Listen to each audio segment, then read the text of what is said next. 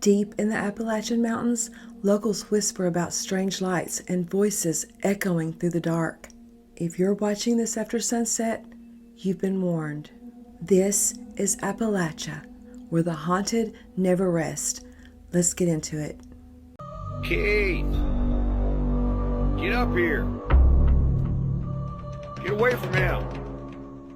Come on, guys!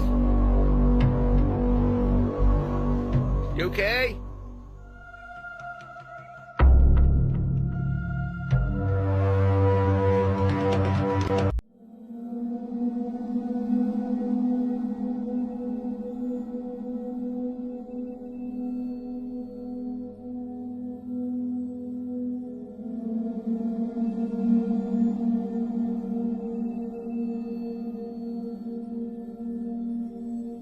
I honestly thought it was just a dream until just a few years ago when I was telling my aunt about the dream that I had when I was a kid, and she was like, that wasn't a dream. Like, I vividly remember you coming out of the woods that day and telling me that story. So I grew up in a holler here in the Appalachian Mountains on over 100 acres of land. Land has actually been passed down in my family for generations and generations. As a kid, I spent a lot of unsupervised time in the woods, like no parents, nobody with me, just me out alone in the woods exploring. I know what you're thinking, don't come for me in the comments. Times were very different back then, and like I said, I was raised in a holler in Appalachia. Being a kid and going out and exploring in the woods alone was completely normal. There were a bunch of trails or like dirt roads from where they had done logging that led all the way up the mountainside behind my parents' house. I knew and still know every inch of these woods like the back of my hand. At the time, there were only 4 houses on my family's property. My mom and dad's house, my aunt and uncle's house, my great-grandparents' house, which was right across the creek, and then my great-great-great-grandparents' house, which was like an old log cabin right behind my aunt and uncle's house, right before you get to the wood line. All of these houses sit on like the farmland or the flat area of the property, like none of them were in the mountains. On the 3 mountains, there were absolutely no buildings or houses or infrastructures of any kind. Just mountains with nothing on them but trees and wildlife, so remember that. Aunt had this dog named Lil Bit.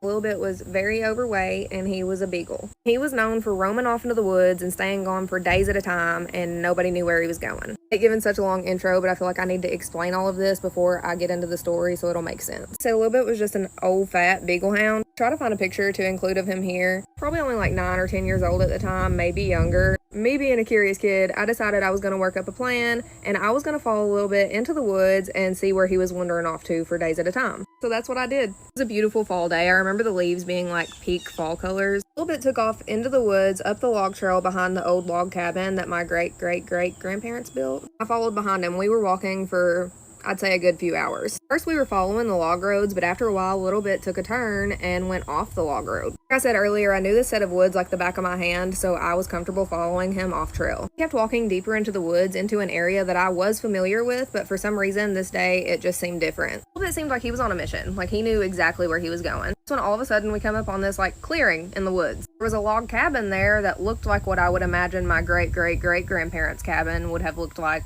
back in its prime. There was a clothesline with a sheet, towels, and clothes all hanging to dry. There was a lantern lit in one of the windows. It wasn't dark outside yet, but the sun had started to go down in the sky some, so it was like kind of shaded in this area at this point of the day. I was just standing there really confused because I knew that there was no cabin here. Lil Bit ran straight up to the door as if he had been there 100 times. I saw a silhouette or like a shadow of a person walk behind the lantern in the window towards the door as if they were coming to open the door for Lil Bit. I don't know how to explain it, but it didn't feel real and it didn't feel right. It was almost like I had stepped back in time or something somehow, and I know that sounds crazy, so take that as you will. At this point I was scared, so I didn't stick around any longer. I didn't get to see who opened the door or who came outside. I turned around and I ran all the way back home, where I guess I came out of the woods and told my aunt everything that happened. I need to make it very clear that there are no log cabins in those woods, not even on any of the surrounding properties, and I know that we were still on our property. I've been back to that same area in the woods countless times, and there's no cabin there. I have no explanation for what I saw. That place does not exist, at least not in today's time. I spent most of my life believing that this experience was just a dream.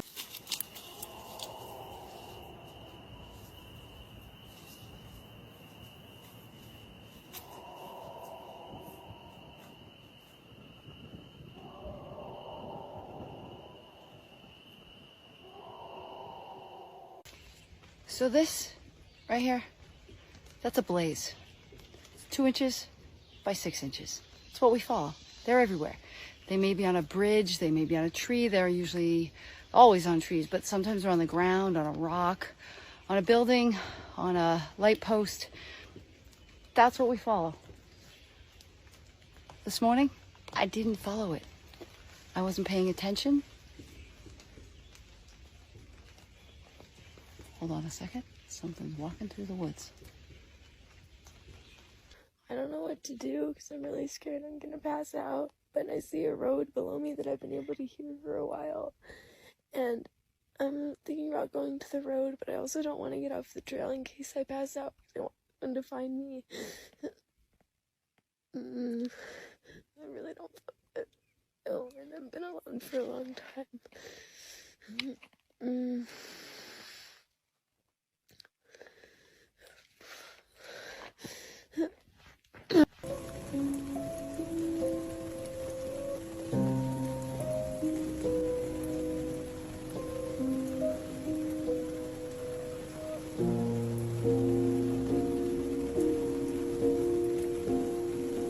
Alright, y'all, I'm freaking out right now.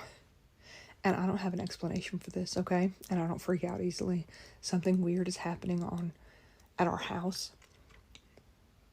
But our whole road and our neighborhood. We're not really in a neighborhood, but like something really weird is happening. So we were sitting here, and around 9:45 tonight, I get a call from my neighbor who is panicking, like she's freaking out. She just heard something shook her house. Something just shook her house. Well, of course, we're trying to go over. So my husband gets his safety device and runs across over there, and he's going around the perimeter. And she's older. She hasn't been outside this whole storm. So there's no tracks, no animals, no ice, no nothing, y'all. Nothing around her house in my mind. Well, the ice fell off of her roof. It's 8 degrees here. Nothing is melting. Nothing is falling. Nothing is sliding. I said, well, it's just the ice. It's got to be the ice. So my husband looks, and there's no tracks, no signs of ice falling anywhere around her house. Nothing, she swears. It shook her house so hard, it shook her bedroom door. So we come back over, and we come back in about 11:10, I guess. I don't remember what time it was. It's not been that long ago. Everybody in my house is asleep except for me. And it happens here. And it didn't happen on the side of the house where ice would slide off. It happened in the center of our house. Something hit the roof, the center of our house. It hit it. I don't know what it was. The same exact as it sounded across from her house, because we heard it happen again while my husband was standing out there. I'm trying not to wake the baby. When my husband was standing out there at her, we heard it again. We heard it. But it wasn't as loud, and we didn't see anything. We're all standing there looking at the house. Nothing is happening. So I heard it here, and it shook the whole house. There's nothing above my bedroom except for a landing to the stairs. My teenager, I immediately messaged him, and I said, was that you? And he said, no, it wasn't me. So I hear him start to get up from his bed in the other room. It wasn't him. It sounded like somebody took a flying leap across the house and hit as hard as they could on the other side, y'all. It was not something sliding. It was not something shifting. It was not something hitting the ground. It was something on the house. It gets weirder. It gets weirder. So this is where it starts to get really weird. Okay, so my son comes downstairs. He's 16. And I say, did you hear that? And he said, yeah, but that's the same sound that I heard earlier when y'all were outside. I said, excuse me? What? He said, I heard that exact same sound earlier when you were outside talking to the neighbor. It happened at both of our houses, y'all. Not on the ground, not shaking like from the floor, shaking from the roof. It shook the roof. It gets weirder. So, we're on a road. We're not really in a community. We're on a street. So we have a community page. I'm waking the baby. I posted on the community page and asked if anybody else was having this issue on our street. And people further down the road, a good mile, I don't know exactly their address. They said further down this road is 20 minutes long. Said they had it too. Swear they thought something fell on their house. What is happening, y'all? Like, I'm freaking out. I don't have any explanation for this. Normally I have answers for things like this. I do not have any answers.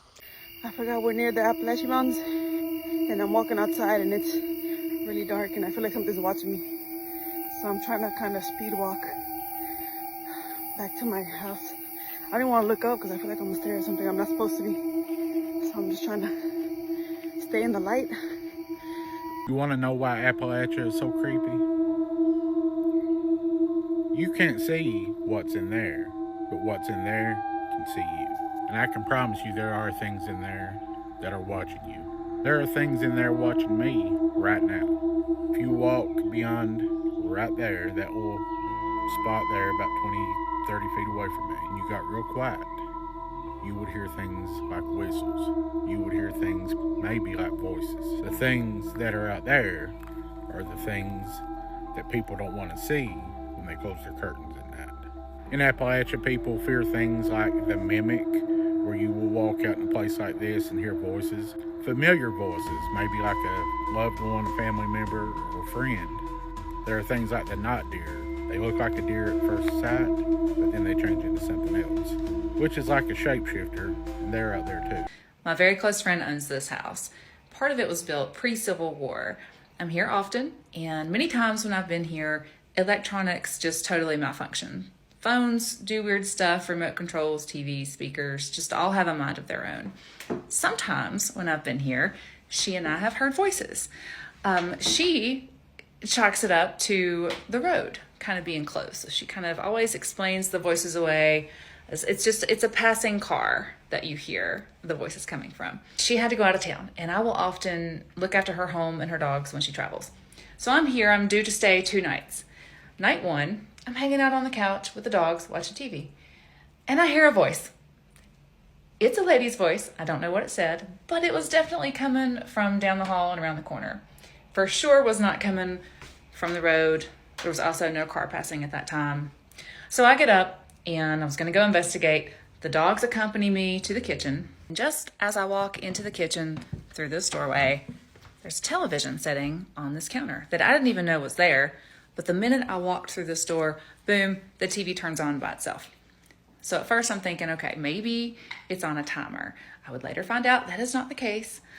But anyway, the dogs start barking. So I'm starting to get a little nervous, a little bit uneasy, turn the TV off, and I decided to go upstairs and go to bed. So I round up the dogs and I bring them both upstairs with me. Twice they leave and go back downstairs. I went down once, brought them back up with me, and they go back down. So the second time I just let it go. But they sat at the bottom of the stairs and barked. Barking to beat the band, relentlessly barking. And I decided I was going to try to go to sleep anyway, so I lay down in bed. Well, about 10 minutes later, this closet door right here, which is a very heavy, solid door that takes a lot of effort to open, I see it just ever so slowly and very intentionally open, like that. The door opens all the way up. I'm watching in horror. My heart is pounding through my chest at this point. Keep in mind, there's no ceiling fan in this room. There's no draft. There's no reason for this door to have opened by itself.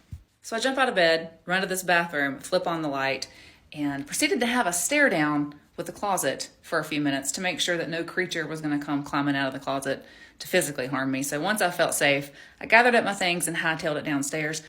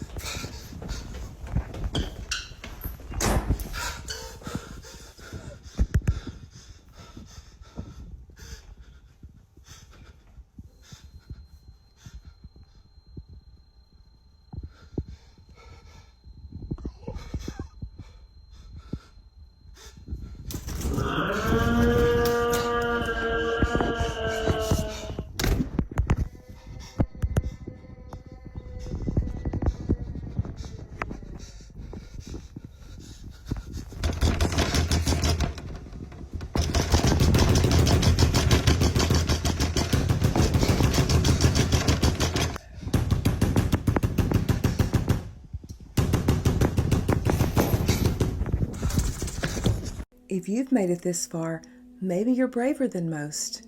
But remember, in these mountains, the night never forgets who trespasses. Make sure to subscribe, like, comment. It's free. It doesn't cost anything, and it would help the channel out tremendously. I would appreciate it so much. And until next time, stay awake, stay aware, and question everything.